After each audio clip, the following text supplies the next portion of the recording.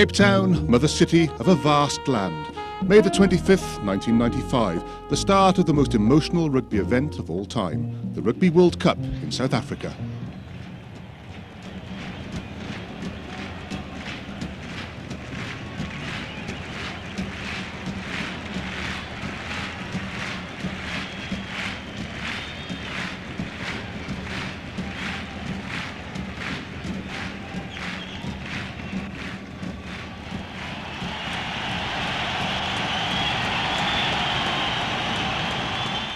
President Nelson Mandela, leader of a new nation. It was his release from prison that marked the end of South Africa's sporting isolation. Now, South Africa could welcome the rugby family back to her own shores. South Africa opens its arms and its heart to embrace you all. It is my privilege to declare this, the 1995 Rugby World Cup tournament, open.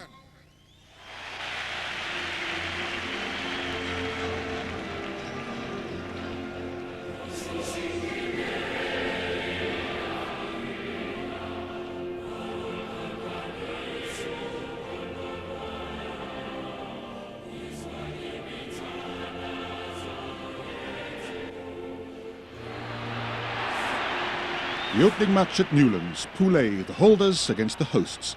The entire country at a standstill, one nation, one team, the cry. One set of defending champions in the way. It was to be a brilliant start to the World Cup. Gregan again, he can't get it out. Now it comes out. Is this a chance for Michael Liner? It is! A great score for Michael Liner. Australia ahead, but there were to be heroes, just for one day. That's good play by James Small. This is Dalton, he's got Wally Swart on the outside. Chose to go infield, probably the right option. Can South Africa spread it quickly enough? James Small, Peter Hendricks, that's a try!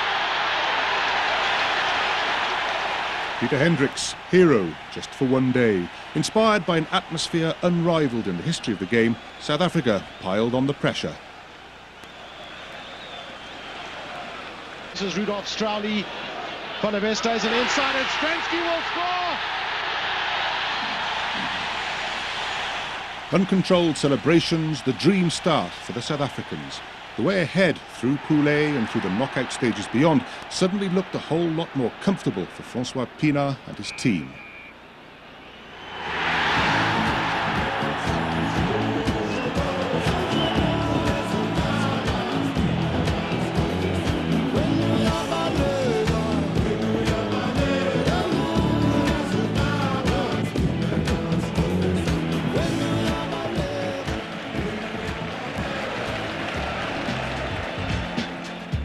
From Cape Town and Newlands, 700 kilometres around the Cape of Good Hope and up the Sunshine Coast of the Eastern Cape to Port Elizabeth. Holidays, beaches, fun in the sun in PE, but also nighttime rugby at Boet Erasmus, the second home for Pool A. Canada and Romania, the apparent outsiders alongside Australia and South Africa, with a lot to live up to after that opening match between the giants. Canada, however, were not going to be overawed by anybody. Well taken there by Scott Stewart. Now he needs to link up well. That was good play by them, really good play. There's a chance of it. This is great running, and this is going to be a try to Alturin. That was a magnificent try from Canada.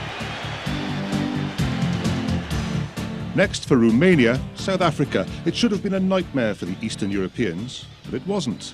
Far from it. Și Brici Fluturi să duce spre terenul de țintă al jucătorilor sud-africani. Încercare, să vedem, da! South Africa safely through in the end, but the message was loud and clear. There were no minnows in Pool A. Defeated once, it seemed that Australia were in no mood for any more nasty surprises. In the first 10 minutes against Canada, 17 points and some debut for Joe Roth.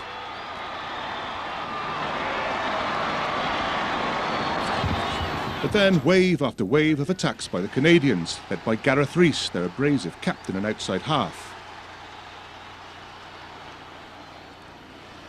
The Canadians couldn't convert all their pressure into points, eventually going down by 27 points to 11. But it was another warning shot fired at the established order. Saturday night, June the 3rd, when darkness fell on the World Cup. The lights went out at Boet Erasmus, the officials delayed the start. And even when the electricity supply was restored, darkness remained the theme of the night.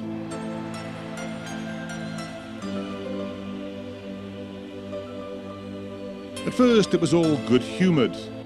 At first the action promised much, the Springbok pack against the brave running Canadians.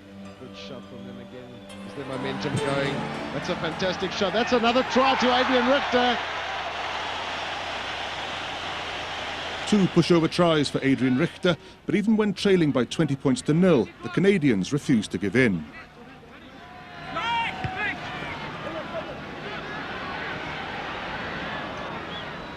It was Canada who played all the best rugby, but as the game neared its end, all the good humour vanished, all the positive turned negative.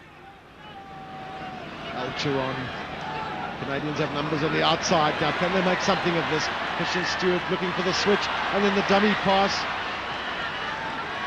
Joubert on the tackle, and that was Winston Stanley. Well, that's unnecessary, one feels, from Winston Stanley initially.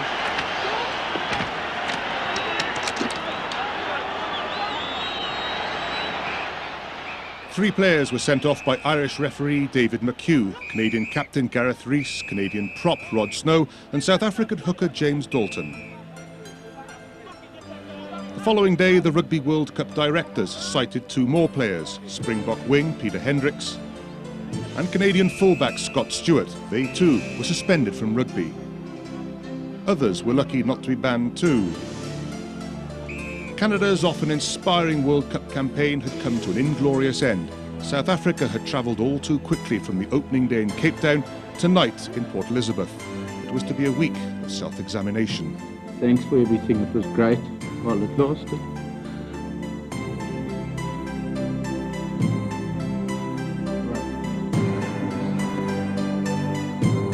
I must apologise to the whole South Africa for what I did. I know it's wrong to do that, and I must go forward from now.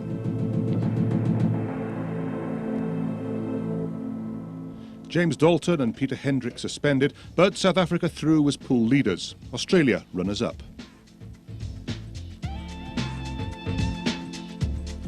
Up the coast from Port Elizabeth, East London, Riverport, centre of the wool trade, more life on the ocean. More rugby, this time Pool B. One set of rising stars, Western Samoa, quarter-finalists in '91, and another, Italy. The South Pacific meeting Europe in Africa. Northern Hemisphere versus Southern. And the outcome?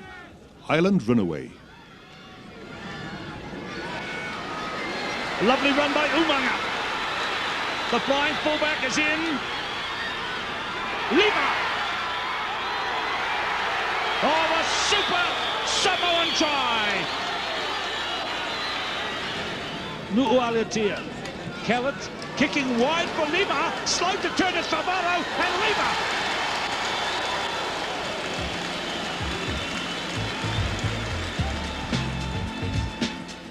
The largest port in Africa, Durban, the gateway to KwaZulu-Natal and the second setting for Pool B matches. More north v south, England, Grand Slam champions of Europe, against Argentina, the Pumas with a scrummage that would threaten to shove reputations straight out of the window.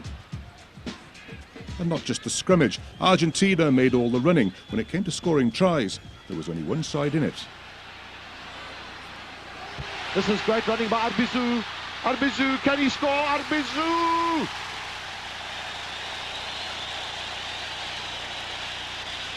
Argentina 2 tries, England 0. But thanks to the boot of Rob Andrew, 24 points and victory for England.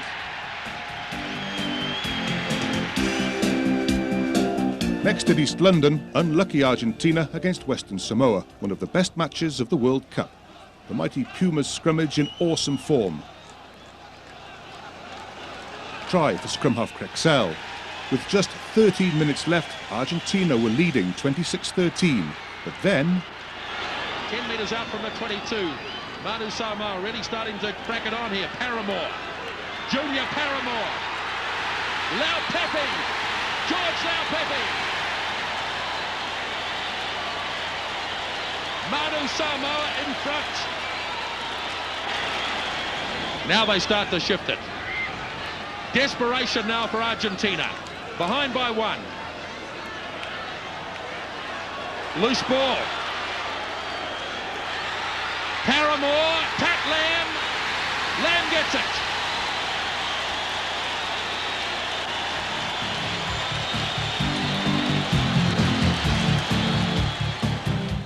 Up in sunny Durban, the rains fell down on England and Italy. At this stage, England were the only team in the World Cup not to have scored a try, and at this stage, it seemed that Italy were the more likely to cross the line. Been intercepted by Rodber. Rodber keeping the ball alive. England ball out to Rob Andrew. This is out there to Granville. And up there, that's Underwood. He'll go all the way to score. This will be an easy try for England's Tony Underwood. Totally against the run of play. England's final game in Pool B, Western Samoa. Both teams unbeaten, both already through to the quarter-finals. But the winners would play Australia and the losers would have to play South Africa. England, though, have it. It's with Rodber. Takes them on full frontal. That's brave against the Samoans. Lyasa, but here's Cat. De Glanville, Hunter across from the right. Sets up Rory Underwood. And the crowd, the England supporters, thrilled to see England's record cap and record try scorer add another to his tally. Western Samoa trailing, but then they started another second-half comeback. Surely they couldn't do it again. Quickly taken. Patasini under the post. And that was the try and the score that Western Samoa needed to lift their effort and cause England to think again. Morris again, Abogu powering through to the 22. And still England in possession. Dean Richards. Rory Underwood is away. And that really wraps it up for England.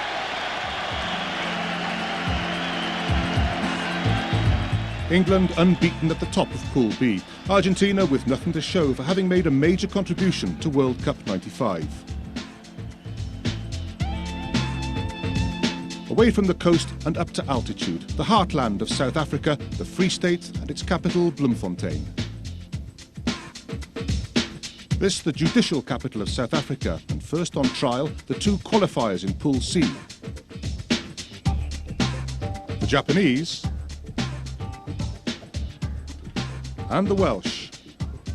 In the last World Cup, Wales failed to make the quarter-finals. Japan had only won 1 match in 2 World Cups. It was to be a special day for a wing playing in his first international match, Gareth Thomas.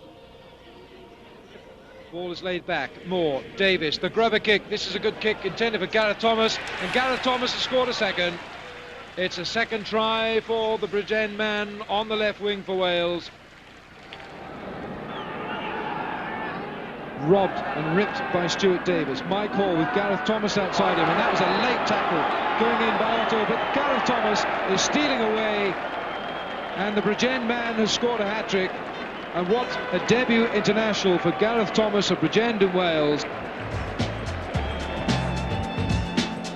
The other Pool C matches in Johannesburg, the city of gold, the commercial capital of South Africa, generating nearly half the country's wealth. At Ellis Park, Ireland against the All Blacks of New Zealand. Were the Irish overawed at the prospect of facing mighty New Zealand? Not a bit of it. The unfancied men in green tore into the match. And there were quite a few sticky moments for the champions of 1987. Bradley! Hilton!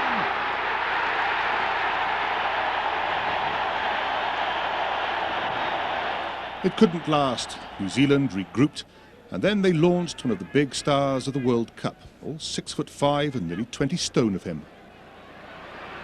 Out to Kronfeld, Lomu! What can you say? He touches the ball, things happen. Little out to Lomu. He can get the big legs going. He's only got one to beat. They've get it again. I don't believe this. He's got it up to Kronfeld. And a try has been scored. That is stunning. After Ireland, Wales had to face the big fella.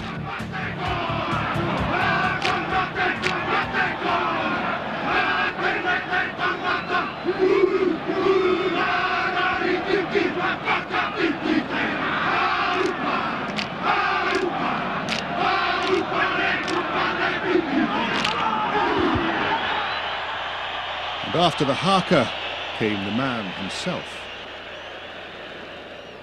Mertens, Lomu and Proctor. Lomu! Three of them onto him, and they scragged him, but they didn't hold him. And he may get there yet with Kronfeld. Kronfeld gets it. It's not fair. Lomu did all the work, and Kronfeld got the try. If the Irish thought they could relax after playing the All Blacks and enjoy a romp against Japan, they soon found that romping could work both ways. And now a wonderful run this, and Koizawa is in. What strong running by the Japanese. Japan eventually beaten again, and next New Zealand, and not even self-induced concussion could blur the effect of what happened next. エリック・ラッシュのトライ、インゴールに入ってトライ、マーク・エリス、ゴール真下にトライ、エリス、この試合2トライ目、危ない、日本自らトライを許した、トライです、抜けましたトライ、手前、吉田がディフェンスに行くが、ステップでかわされる、ジェフ・ウィルソン、トライ、エリス、マーク・エリスのトライ、しようもありません、12個目のトライ、マーク・エリス、抜けていった、トライが取れるか、いったぞ、始まるぞ、トライで、しかしトライ、梶原だ、先ほど取り上げた梶原が2つ目のトライ、ゴール真下トライ、間に合いません、トライ。 145 to 17. The Japanese players gave everything in the game, but they were simply outplayed and outclassed. The runners-up spot in Pool C to be decided between Wales and Ireland. It was a tense, error-filled game, with Ireland catching Wales freezing cold at the outset. And Ireland rampant here, very close, and Ireland have scored.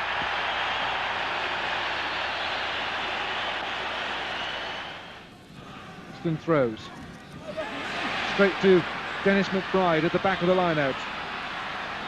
Marauding Irish forwards, and McBride on zone, and McBride is going to score a sensational try. Up to the Welsh posts.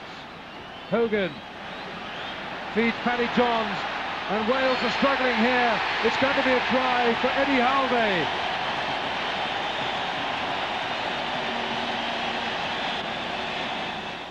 Frantic efforts these by Wales. Jones again to restart. There must be a try. There's a long overlap here. Tony Clement, he's got Mike Hall and Ian Evans, and the fullback goes himself. Hands on to Jonathan Humphreys, and Wales have scored at last. Wales finding some sort of form at the end. try for Hemi Taylor. Wales within 1 point, but it all came too late.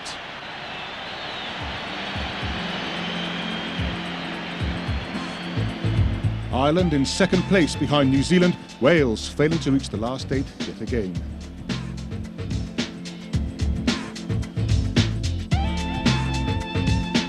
On the road northwest from Gauteng to Sun City, the town of Rustenburg, agriculture and platinum mines at the foot of the Magaliesberg. Rustenburg, town of rest, but not with the Scots in town. Against them, the Côte d'Ivoire. In Pool D, they were about to feel the force of Gavin Hastings, the Scottish captain, on a countdown to retirement, but not before starting on a count-up of points that would take him into the record books. And a move in midfield with Gavin Hastings bursting through. The Scottish captain chips upfield. It may be a yard too long. Oh no, it's a fortuitous bounce. And Gavin Hastings, Scotland's captain, opens the scoring in this match. Chalmers is impressive now, and so too is Shield. And this is Kenny Logan waiting for the pass. And Gavin Hastings on the loop, and the Scottish captain scores his second try. Chalmers through a gap to Graham Shield. Chased by Sadiq onto Paul Burnell. There must be a try here. It's going to be a hat-trick for Gavin Hastings. That is a wonderful piece of rugby from Scotland. It's finished off by Gavin Hastings, but credit to the men inside. Graham Shield now is a 2-1 here. Hastings, Gavin Hastings is going to score. That's 4 for Gavin Hastings. The final venue for pool matches, Pretoria, South Africa's centre of administration.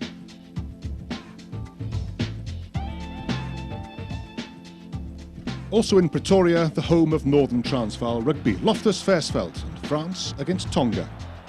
The Pacific Islanders giving the French a great many problems until Folletti Mahoney was sent off and France against 14 dominated the last quarter. Lacroix up towards the goal line, can he make it? Yes! Thierry Lacroix gets in. Wild pass, not the best for Bahanuku, and it's straight to San Andre. Or Lacroix, is it? That's Lacroix in for his second try. France against Côte d'Ivoire was supposed to be a lot easier. The scoreline eventually read 54-18, but it wasn't as easy as all that. And for the Ivorians, there were some special moments. This is dangerous, but risky, and it's a try. It's going to be a try, and it's Abubakar Kamara.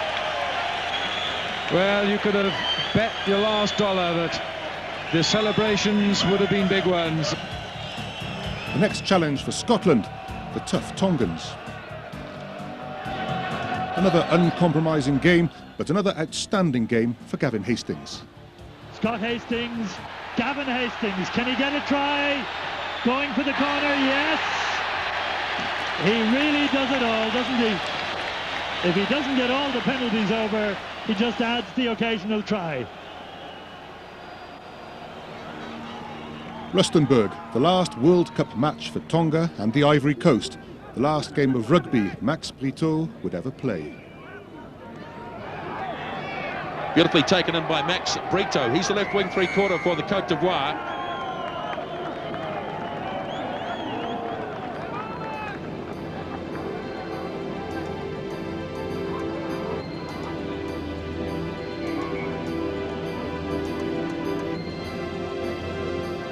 Max Brito, his neck broken, being stretchered from the field, the dangers of international sport cruelly exposed. But rugby would unite in a worldwide appeal to try to ease Brito's suffering. France and Scotland in all their finery for the final game in Pool D.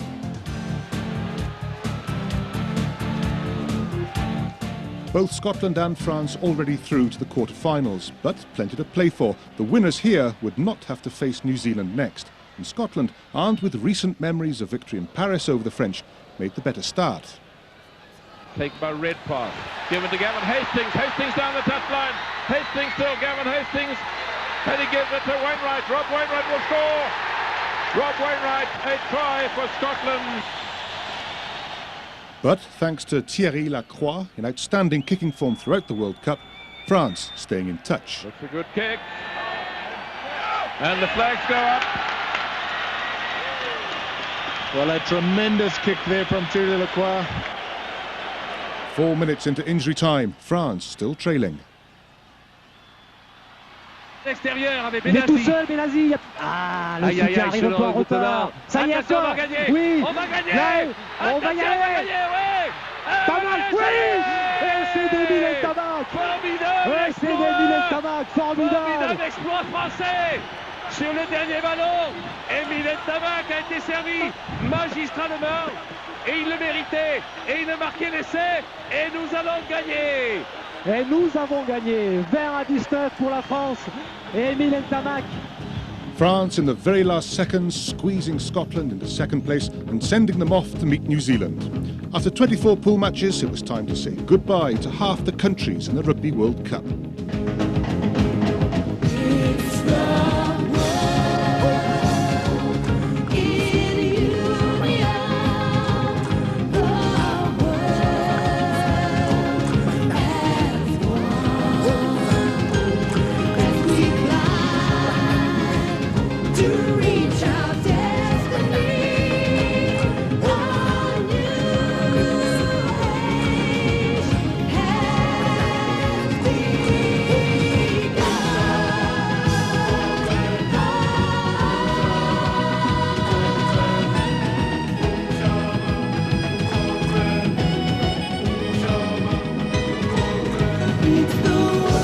And so, back to Durban for the first quarter-final. Ireland, runners-up in Pool C, against France, winners of Pool D.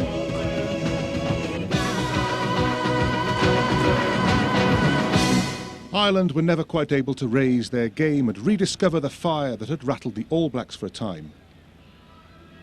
Even so, Eric Elwood's kicking kept them in the lead for much of the first half. France weren't exactly on fire either, but their kicker, Thierry Lacroix, was also in his best form.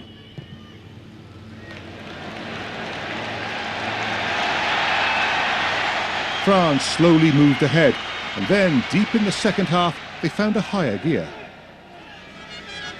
Voilà, balle dans les pieds de Marcus Fillon qui part, soutenu par Benazzi. Ballon pour Aubin Weber pour Christophe Delot qui a redonné derrière lui pour Weber pour Thierry Lacroix qui change de côté et ça repart avec Lolo Cabane. Lolo elle est bonne qui repart à l'intérieur, Lolo Cabane qui redonne maintenant sur Olivier Roumat qui n'a pas pu rester debout. Attention là, il y a 2 Irlandais hors jeu. Balle oui pour Weber, derrière lui pour Christian Califano pour Marc Sillon. Essai Philippe Saint-André, essai.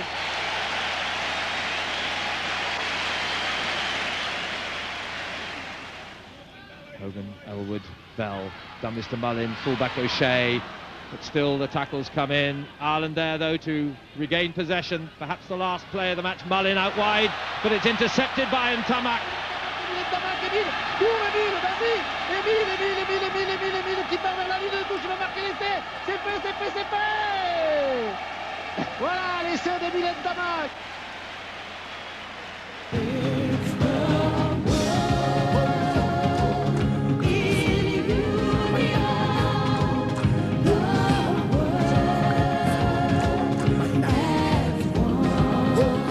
Later that same day, Johannesburg ground to a halt once more. All eyes on Ellis Park, the Springboks, the arrival of Chester Williams at last in the World Cup after recovering from injury.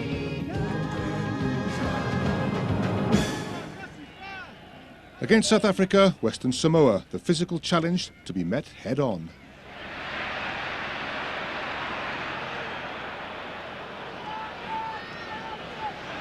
South Africa will want players running off the ball at pace. On this occasion, there's Pinar just to take the brunt of that first tackle. South Africa have got numbers on the outside. Now he has a real chance. That's great running by Joubert. Chester Williams will score.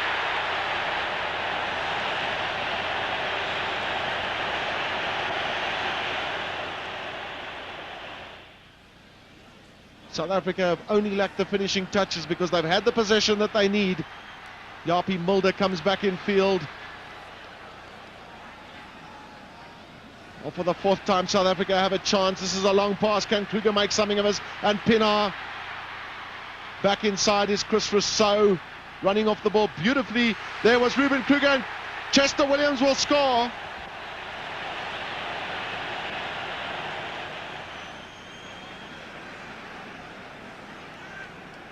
Down the line it goes. Ruben Kruger, he's done really well. Now he has a chance for Chester Williams. Can Williams get in? Great running by Chester Williams. Hat-trick for him.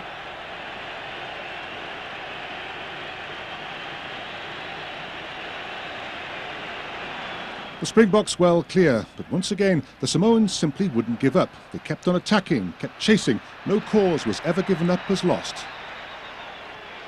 Can South Africa counter from here? Because they've got men aplenty on the outside. Long pass out to Chester Williams. Back again to Johnson, who knocks on. Aldima does well. Now he has a real chance for West Samoa. Can Nualitia get inside? Yes, he takes it on the inside and he's going to score. Well, those are the first points on the board then for West Samoa. The final word, though, well, it had to be. They all want chances. That was not a knock-on from Van der Westhuizen, and it went back. Chester Williams takes over the scrum half position, and has he scored? Yes, it seems like that try will be credited to Chester Williams. Try number 4.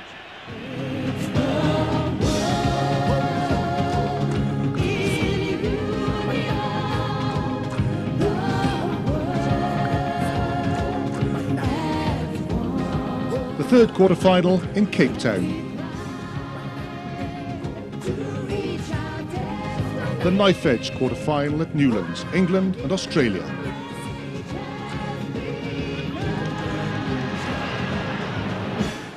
Disciplined, controlled England against the defending champions Australia, always looking to run the ball. Liner, Little, and then Liner again, but it's picked up by England. Now he has a chance for England. Guscott, that's Carling. Now he has the pace of Tony Underwood on the outside. Damien Smith will struggle to catch him. Damien Smith, will he get him? Damien Smith has missed him, and Tony Underwood will score.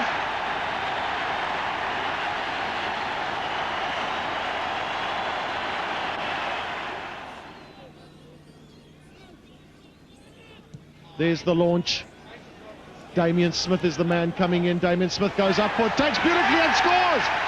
He got up in front of the England players, and that's a remarkable try. A try apiece and an epic kicking duel. Rob Andrew of England.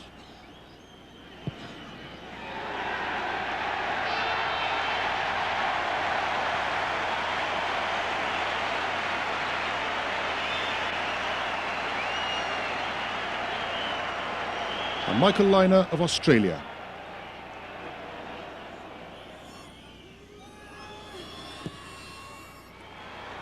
The match all square, and so to the dying seconds, extra time looming. Rodber's in the middle of the line out, but it's Martin Bayfield that takes.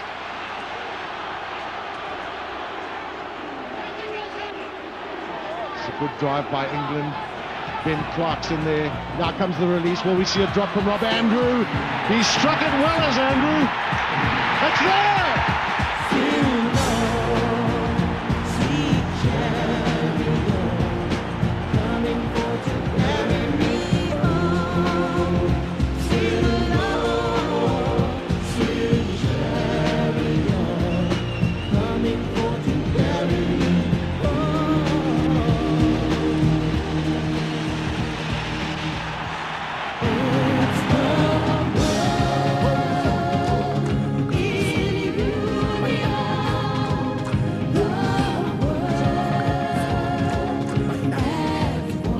Pretoria, the fourth quarter-final.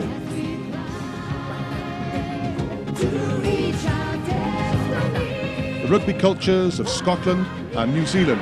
Could Gavin Hastings inspire his team once more? Or would this be his last game of rugby for Scotland? Somebody would have to stop Jonah Lomu. Out to Lomu. First touch for the big man. Lomu goes round Craig Joyner. What a sight this is. Joyner misses the tackle. It's Hastings. Lomu through Hastings. Holds on, and this is going to be an awesome try. It's Walter Little who scores the first try of the match. Jeff Wilson steps inside. He's fast. Try to find Kronfeldt. Picked up by Robin Brooke. Onto Richard Lowe. New Zealand on the charge, and Chalmers is injured off the ball, but Jonah Lomo with another chance here. Lomo goes round Craig Joyner, and the big man has scored. Whenever this man gets the ball, there's so much danger. Picked up now by Martins. He's quite quick. He's gone round Redpath. Andrew Martins for New Zealand, with only Hastings coming across, and the New Zealand outside half is going to score a sensational try.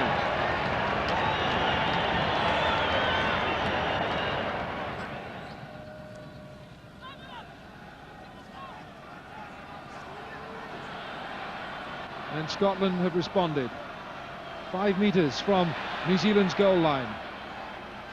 Can they get it? They haven't just got it, they've scored. It's Doddy Weir, the scorer.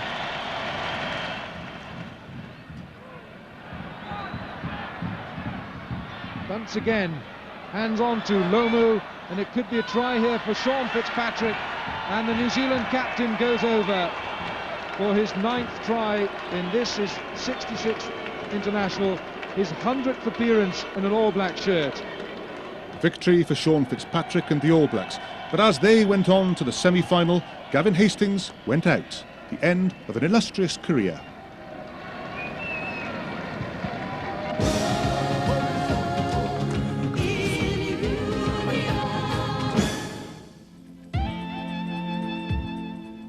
The first semi-final, but instead of sun, sea and sand as the Durban backdrop, rain, rain and more rain fell on Kings Park. Rugby football discovered the sweeper system. The second delayed start of the World Cup. But an hour and a half later than advertised, the action finally began. At times it was more like water polo than a Rugby World Cup semi-final.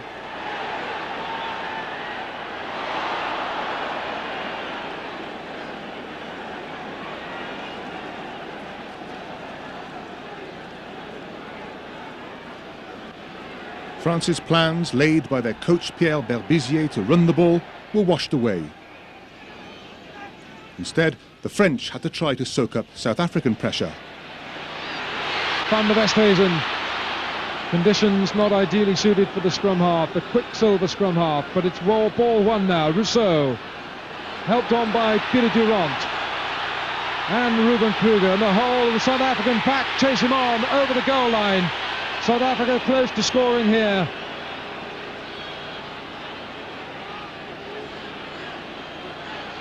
And France hold the onslaught just for a moment. Quibus-Visser. Bodies piling over. How can the referee see? The referee has given the try. Underneath a melee of bodies is a try scorer for South Africa. Kings Park stands. And the last man up is Ruben Kruger.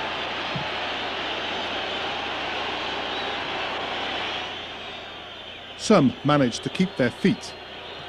Thierry Lacroix, wet toes, cool head. France within striking distance. Joel Stransky too defied the conditions.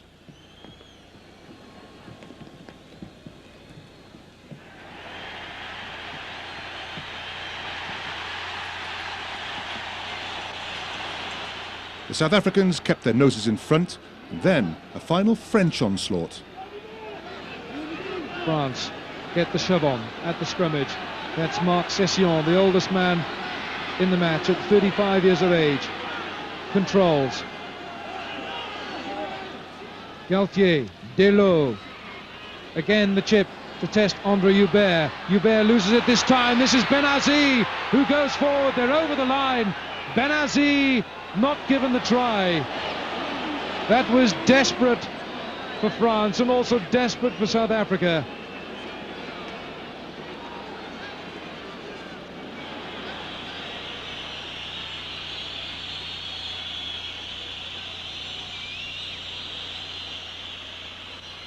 Johan Roux, replacement for Van der Westhuizen, feeds. The scrummage almost at 90 degrees. Stransky into touch. And that's it. The whistle is gone, and South Africa have beaten France in this World Cup semi-final by 19 points to 15. Ruben Kruger with the try. Francois Pinard, captain for the 20th time of his country. Durban has gone mad, but South Africa have gone into the final of Rugby World Cup 1995.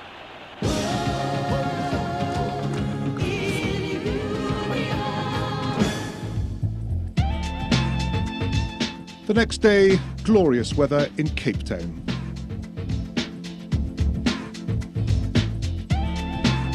Sunshine on a packed Newlands, the second semi-final, England and New Zealand.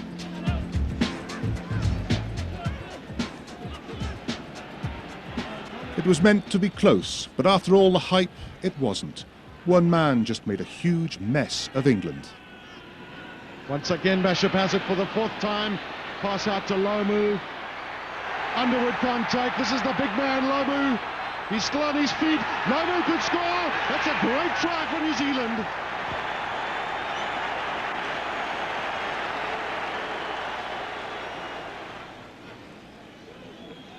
Bishop's flip pass, not a good pass.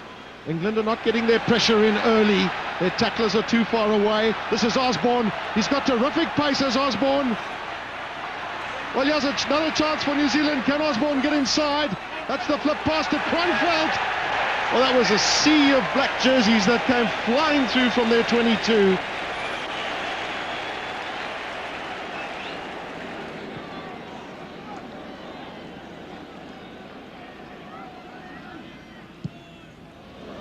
That's Will Carling's kick, screws off his boot. Here's a chance for New Zealand. Zinza and Brook with a drop goal. Is that there? That's a magnificent kick. Well, can you believe it? That surely must be a first drop goal for his country. Zinza and Brook with that poor clearance from Will Carling. He just struck it so well.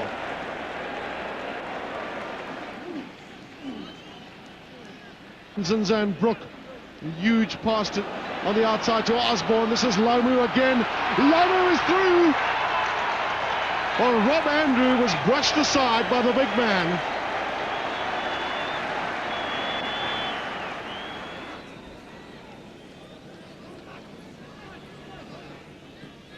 Time and space again for both Bishop and Mertens. This is Lomu. And Walter Little, Josh Kronfeldt. There's another chance for the big man. He's going to score in the corner.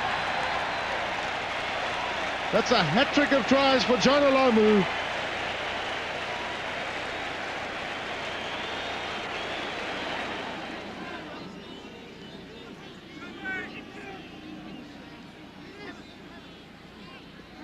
Morris takes Andrew.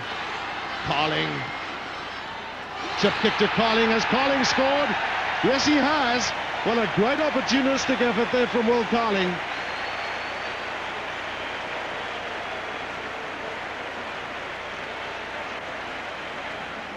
Morris again. There are plenty of white jerseys around. This is Guscott.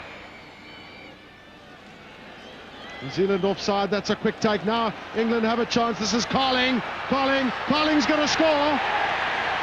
Try number 2 for Will Carling.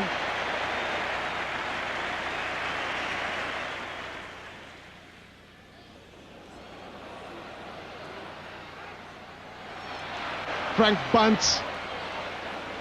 The great benefit of New Zealand centres is that they run very straight and quickly. Bishop. Back to Mertens. Mertens' drop goal, is that there? Yes, it is!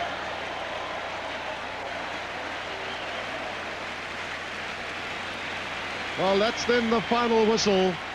Yeah, down here at Newlands. And great elation in the New Zealand camp. They win this match by 45 points to 29, and nobody would have questioned that result.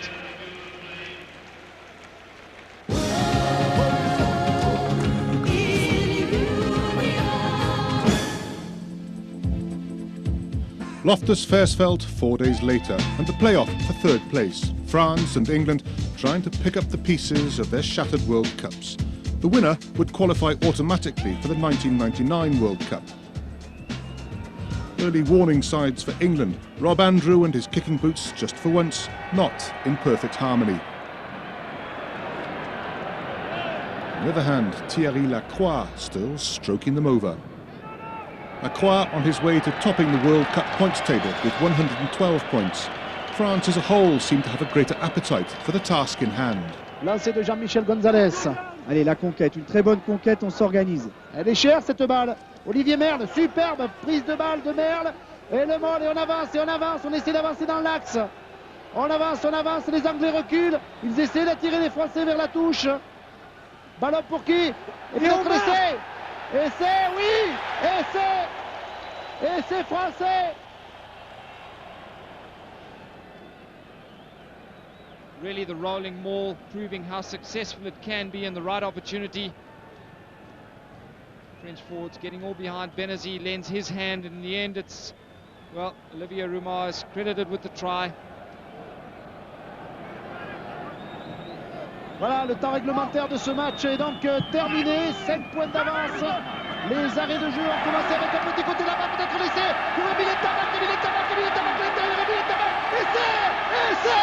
That's the try that France were looking for. Just look at the speed of the man. The break made initially by Fabien Galthy slips out of one tackle, comes off the right foot a second time, and showing the kind of strength that we've come to expect from a lot of the wingers playing in this Rugby World Cup 1995.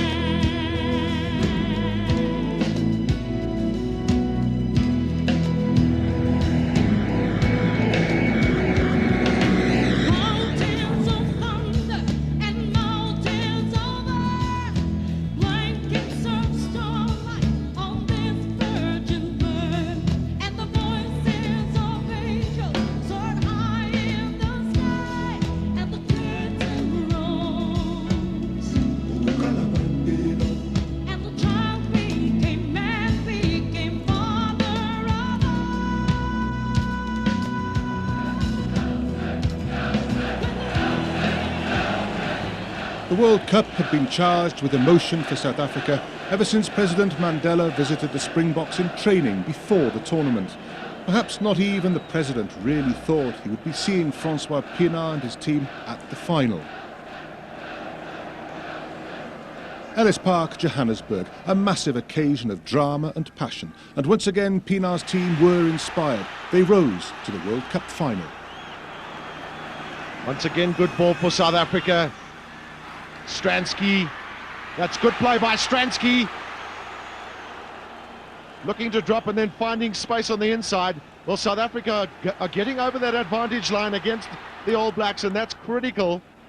After all the build-up, could it really be happening? Did the bench believe it? Jonah Lomu was being contained, or was he? It's a great jump by Ian Jones. That's quality possession from the lineouts that New Zealand are getting. This is Lomu. He's found his way down the middle. Mark Andrews interrupted that initial surge, but South Africa are offsides.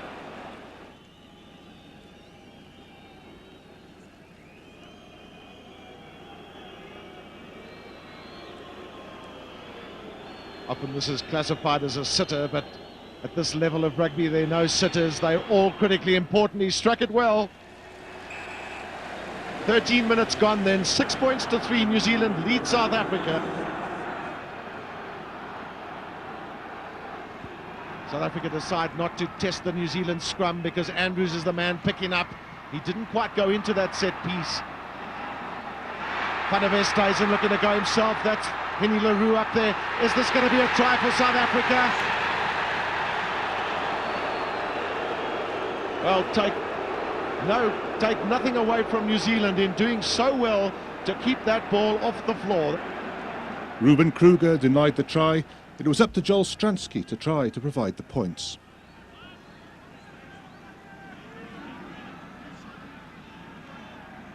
Dead quiet in the stadium.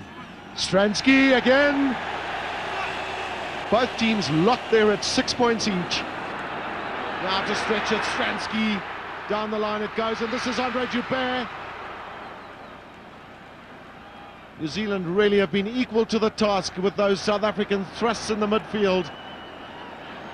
Stransky's got lots of time. Can he get it straight?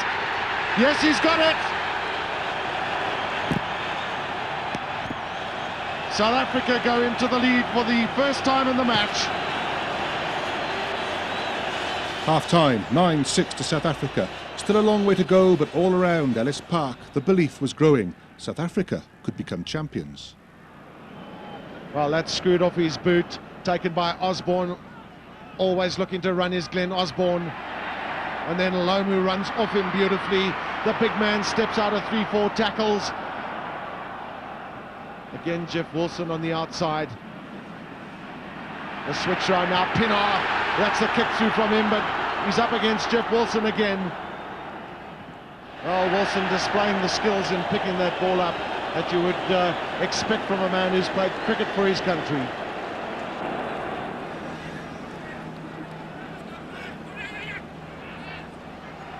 This is Osborne. Now John Olomu and Andre Joubert. The big man has got strength. What a great tackle from Yabi Mulder.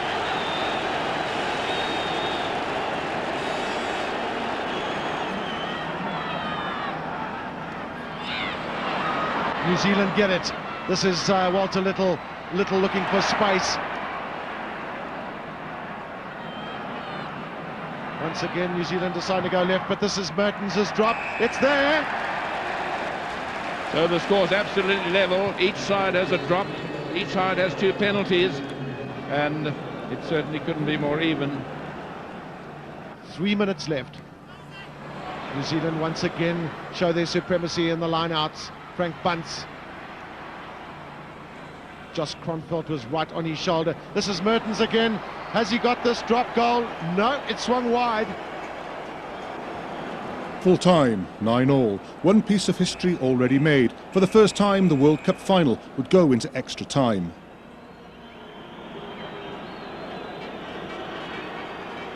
One of the most important kicks in young Andrew Mertens' career as an All Black. He's normally shown a lot of confidence. Has he struck that well? A great kick from Andrew Mertens.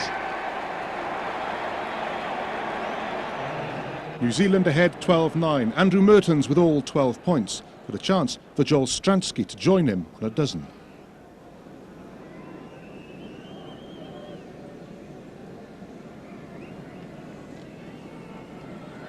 This is his kick of great importance from Stransky. Yes, he's got it.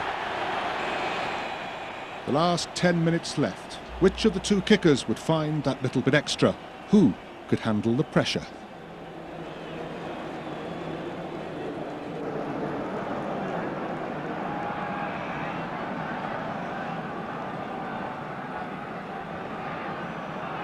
Van der Westhuizen and Stransky looks for the drop. Has he got it? Yes, it's over. Stransky's drop number 2 in the match, and South Africa are in the lead, 15 points to 12.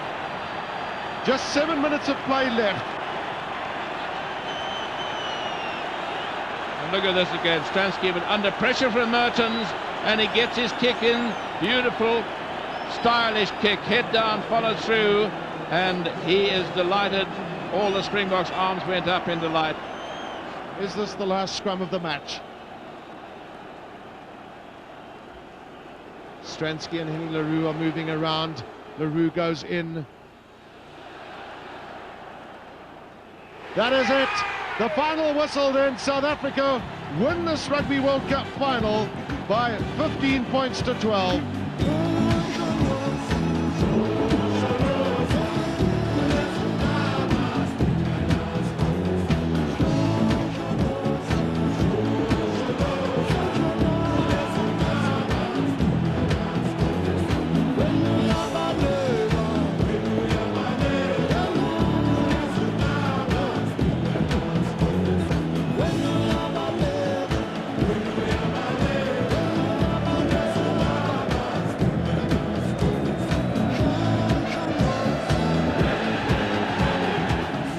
World Cup handed from president to captain.